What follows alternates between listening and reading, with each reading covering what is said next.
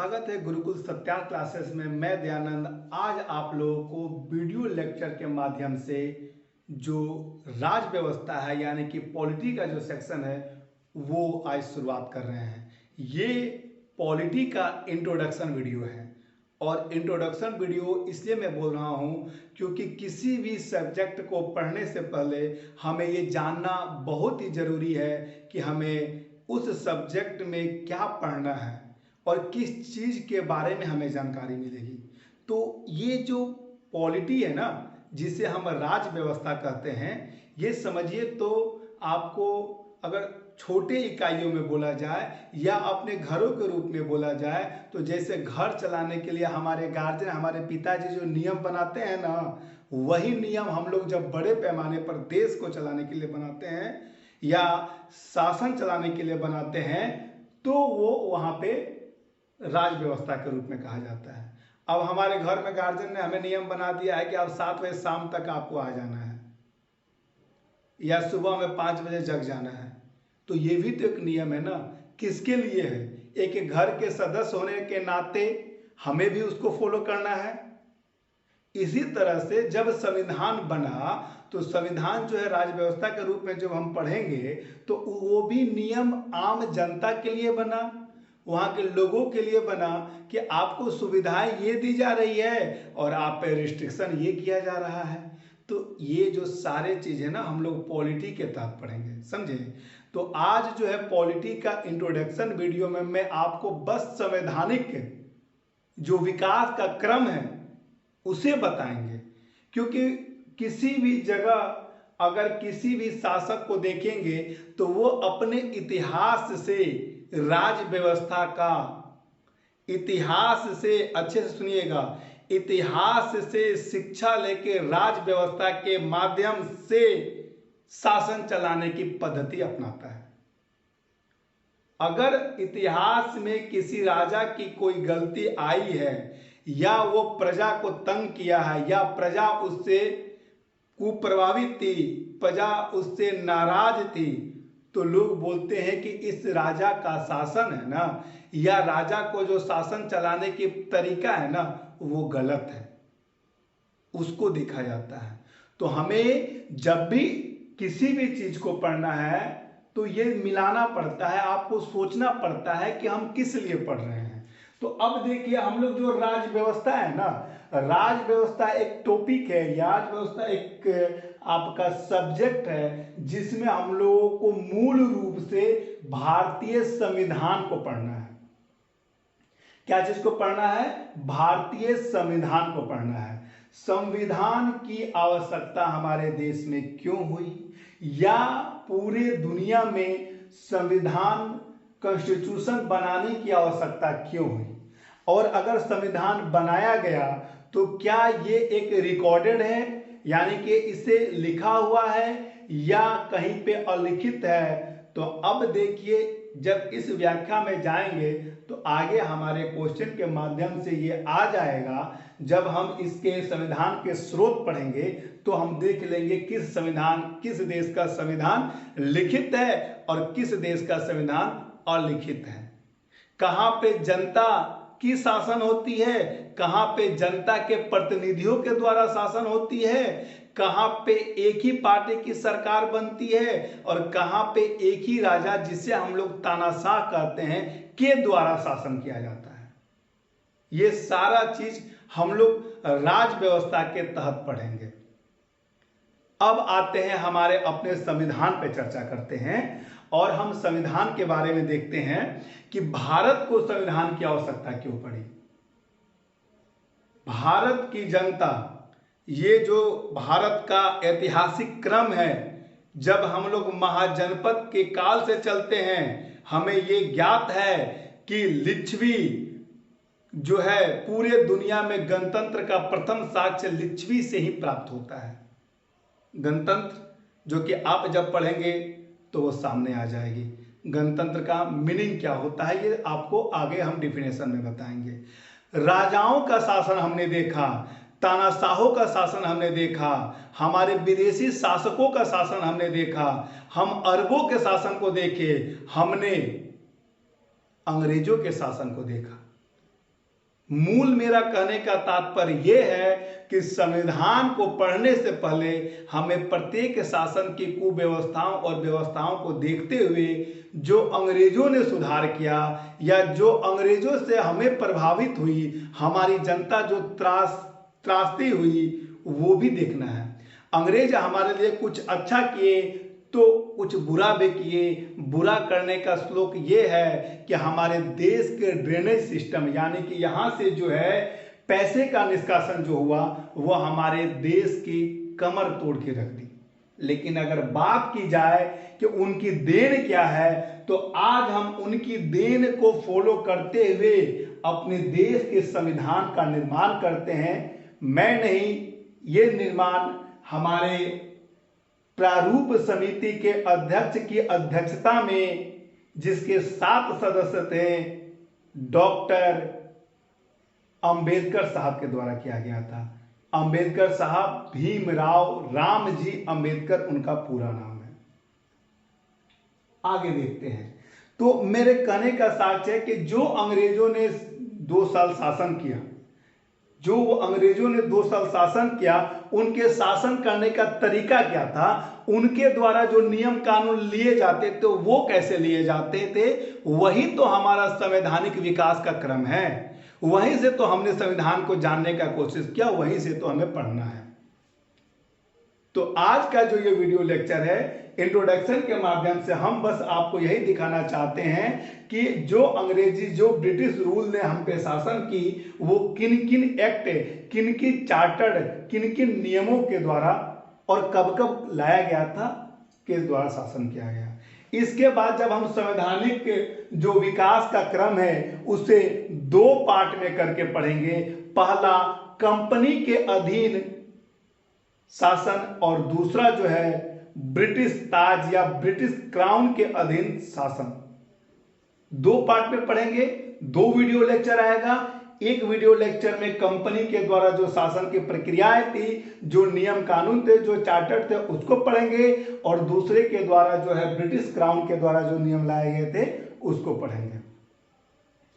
और ये भी देखना है कि हमारे जो संविधान में है किस का इंपैक्ट सबसे ज्यादा पड़ा है, ये भी देखेंगे। आखिरी में आपको बताऊंगा कि किस सरकार अधिनियम, किस शासन, भारत सरकार अधिनियम का जो है प्रभाव हमारे संविधान में सबसे ज्यादा पड़ा है। तो चलिए देखते हैं, आगे बढ़ते हैं राज व्यवस्था के टॉपिक पे, भारत का संवैधानिक विकास। इसके अंतर्गत मैं अभी आप शुरुआत करने जा रहा हूं आपका क्या, कंपनी के अधीन जो है कौन कौन से चार्टर और कब कब आए थे। तो पहला जो चार्टर है आपका रेगुलेटिंग एक्ट करके आया हुआ है 1773 ईस्वी में। और क्यों आया हुआ है, ये जो एक्ट आया था आपको मैं बता दूं, जैसे जहांगीर के द्वारा जब मुक्त व्यापार करने का इनको पत्र दिया गया, उसके बाद से अंग्रेज व्यापार करने में सफल हो गए।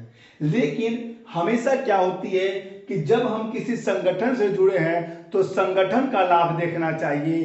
अभी वर्तमान समय में ये परिस्थिति है हमारे देश में कि लोग संगठन के साथ साथ अपना भी पैकेट भरते हैं, और यही अपने पैकेट भरने के क्रम में इतनी ज्यादा अंग्रेजों के जो आपके पदाधिकारी होते थे वो अपने पॉकेट को बहुत अच्छे से भरते थे, कंपनी की पैकेट के बारे में नहीं सोचते थे।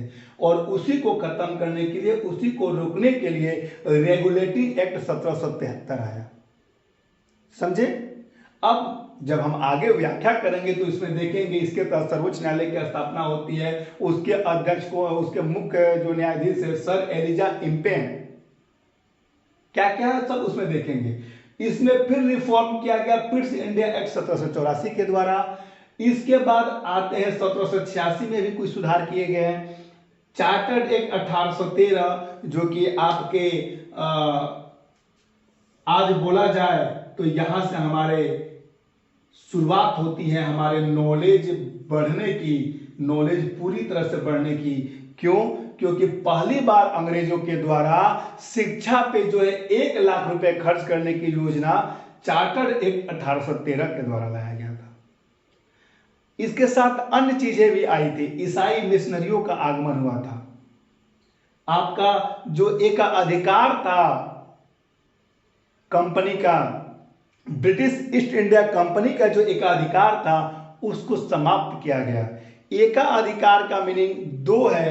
इस बार के 67वीं बीपीएससी में एक क्वेश्चन आया था और इसमें दिया गया था क्या कि कंपनी का एकाधिकार कब समाप्त किया गया। तो कुछ लोगों का कहना है कि कंपनी का एकाधिकार 1813 में समाप्त किया गया। कुछ लोगों का कहना है कि कंपनी का एकाधिकार जो है 1833 में समाप्त किया गया। लेकिन मैं आप लोगों को यहां स्पष्ट कर दूं कि कंपनी का एकाधिकार जो है वो आपका 1813 ईस्वी में समाप्त किया गया। मैं ऐसा क्यों कह रहा हूं, इसका क्या मेरे पास है कि कंपनी अगर 10 प्रोडक्ट को बेचती थी, 10 सामानों को बेचती थी, ठीक है, ये इनका एकाधिकार था, ये इनका एकाधिकार था। लेकिन अगर इस पे कह दिया जाए कि 8 सामान सबको ही बेचेगा, 8 जो सामान है वो सबको ही बेचेगा, बस 2 सामान पे आपका एकाधिकार रह गया, तो पूर्ण रूप से एकाधिकार तो खत्म हो गया ना। इसीलिए मैं कह रहा हूं कि चार्टर्ड एक्ट 1813 ईस्वी जो था वो आपका एक्ट जो है वहीं से आपका एकाधिकार खत्म हुआ है। इसके बाद फिर देखेंगे चार्टर्ड एक्ट 1833, ये हमारे शिक्षा के लिए बहुत ही उपयोगी है और इसी से हमें आपका, यहीं से हम लोग देखेंगे आगे के लिए कि यहां से शिक्षा के लिए एक गठन किया जाता है अलग से उनका के लॉर्ड मैकाले की अध्यक्षता में, जो कि हमें शिक्षा पे प्रारूप तैयार करते हैं और यहां से शिक्षा को हम लोग विस्तारित रूप से पढ़ते हैं। आज अगर हमारे महापुरुष अगर जाके विदेशों में शिक्षा नहीं लिए होते, अंग्रेजी शिक्षा से शिक्षा नहीं लिए होते, मैं ये नहीं कहता हूं कि अंग्रेजी शिक्षा ही करना है, हमारे अपनी सभ्यता, संस्कृति, अपनी भाषा, अपनी लिपि, अपना हर कुछ मंजूर है। लेकिन ये ग्लोबलाइजेशन का दुनिया है, यहाँ पे आपको जो ग्लोबल लैंग्वेज है इंग्लिश, इसकी भी जानकारी होनी बहुत ही जरूरी है। ठीक है, यहां से आगे इसके बाद जो है कंपनी के अधीन जो लास्ट एक एक्ट आता है यानी चार्टर आता है वो 1853 का आता है। अब क्या हो गया, 53 के बाद कंपनी क्यों खत्म हो गई, क्योंकि 1857 ईस्वी का बहुत बड़ा क्रांति हुआ, जन क्रांति बोला जाए, सिपाही म्यूटिनी बोला गया इसको भारत का प्रथम स्वतंत्रता संग्राम बोला गया। ये जो है ना अंग्रेज सरकार की नींद हराम कर दी। ये इतनी ज्यादा ये जो आंदोलन था, अगर इसको सही डायरेक्शन, दिशा और सही लोगों का साथ मिला होता, कुछ अन्य लोगों का, तो शायद हमारा देश 1857 ईस्वी को ही आजाद हो गया रहता। खैर, अब आजाद हैं, अब पीछे की इतिहास से सीख लेना है, आजाद के बारे में नहीं सोचना है, क्योंकि वी आर इंडिपेंडेंट। ओके, चलिए, तो इसके बाद क्या होता है कि ये जो क्रांति होती है, इसके बाद वहां ब्रिटिश सरकार वहां पे हिल जाती है, वहां पे लोग समझने नहीं पाते हैं क्या करें। तब वहां से फरमान जारी किया जाता है कि अब कंपनी, अब अपना बोरिया बिस्तर तुम बांध लो, क्योंकि अब जो शासन होगी वो डायरेक्ट ब्रिटिश क्राउन, ब्रिटिश ताज का शासन होगा। और ब्रिटिश क्राउन, ब्रिटिश ताज के शासन के अंतर्गत जो हम लोग देखेंगे, तो सबसे पहले 1 नवंबर 1858 ईस्वी को लॉर्ड मैकाले के द्वारा उनका संदेश पढ़ा गया। किनका? महारानी का संदेश पढ़ा गया, समझे। और उसके बाद से भारत में जो है ब्रिटिश क्राउन का शासन आ गया। तो ब्रिटिश क्राउन के शासन के अंतर्गत जो है कुछ सुधार किए गए, जो कि भारत सरकार अधिनियम 1858 ईस्वी, इसके तहत क्या किया गया, जो डॉक्ट्रिन ऑफ लैप्सेस की नीति डलहौजी के द्वारा लगाया गया था उसे यहां समाप्त कर दिया गया। यहां से ब्रिटिश सरकार अपना विस्तारवादी नीति को खत्म कर दिया अब वहां पे विस्तार नहीं किया जा रहा है। इसके बाद आता है भारतीय परिषद अधिनियम 1861 ईस्वी का। उसके बाद आता है भारतीय परिषद अधिनियम 1892। तब आता है भारतीय परिषद अधिनियम 1909, और ये 9 ऐसा बीजारोपण है जिसकी दंश भारत आज झेल रहा है, 1947 में झेला, और शायद ये दंश हमेशा भारत को टीस करता रहेगा, क्योंकि यहीं पे पहली बार सांप्रदायिक प्रतिनिधित्व की शुरुआत होती है। आगे भारत सरकार अधिनियम 1919।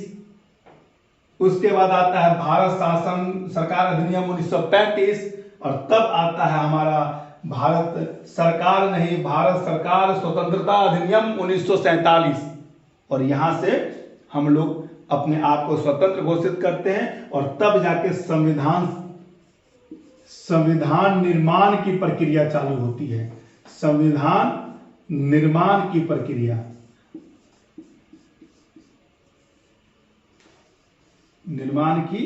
प्रक्रिया। तो देखिए, हम लोग संवैधानिक विकास के तहत 2 पार्टों में इंट्रो के रूप में देख लिए।